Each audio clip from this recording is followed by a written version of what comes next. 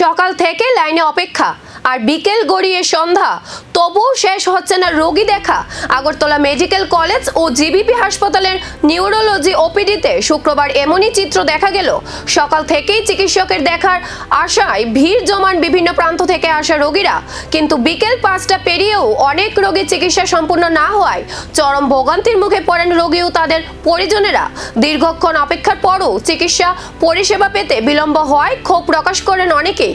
তাদের অভিযোগ, রোগীর তুলনায় চিকিৎসক ও পরিকাঠামোর অভাব থাকায় প্রায় প্রতিদিনই এমন পরিস্থিতি তৈরি হচ্ছে।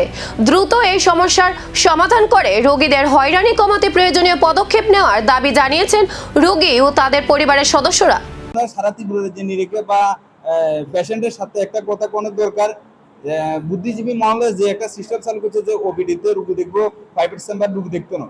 তো আমার ব্যক্তিগত না, এটা সমস্ত রোগীর সাথে করতে, শুধুমাত্র যদি ওপিডিতে রোগী দেখে তাহলে রোগী তো মানে যেটা সহসায় এটা যে চিকিৎসা পাওয়ানোর দরকার, এটা তো বহু দেরি হয়। যেমন আমরা সকালে 7 থেকে 4-5 ঘন্টা ওয়েট করে রোগী দেখান লাগে, তো এটা তো আমরা রোগীর পক্ষে যথেষ্ট ক্ষতিকর। ঠিক আছে, এটা শুধু স্বাস্থ্যটারে বিজনেসের ক্ষেত্রে না দেখি, একটা সেবা জনসেবার মুখে দেখি। একটা সমস্ত ডাক্তারের চেম্বারে মানে সপ্তাহে 2 দিন হলে দেখার একটা সুযোগ, বা আমরা রুগীরা আরো তাড়াতাড়ি যেন ডাক্তারের কাছে চিকিৎসা পাই, এই একটা ব্যবস্থা করার দরকার।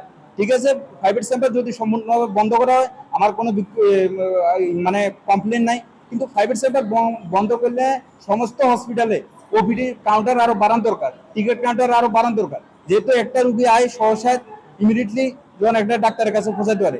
একজন অসুস্থ লোক যদি লাইনে 4-5 ঘন্টা দাঁড়ায়, যদি একটা ডাক্তারের সাথে দেখা করতে 4-5 ঘন্টা লাগে, ওই রুগীটা ট্রিটমেন্ট পেতে আর ক ঘন্টা লাগবে? তাহলে রুগীটা কি সুস্থ থাকবো? আর আশা করি কেউ তো এনে আনন্দ করে আয় না, সমস্ত লোক আয় কেন? স্বাস্থ্য পরিষেবার এই চাপ কিভাবে সামাল দেবে কর্তৃপক্ষ? আর রোগীদের দীর্ঘ অপেক্ষার অবসান কবে? এখন সেই প্রশ্নই উঠছে।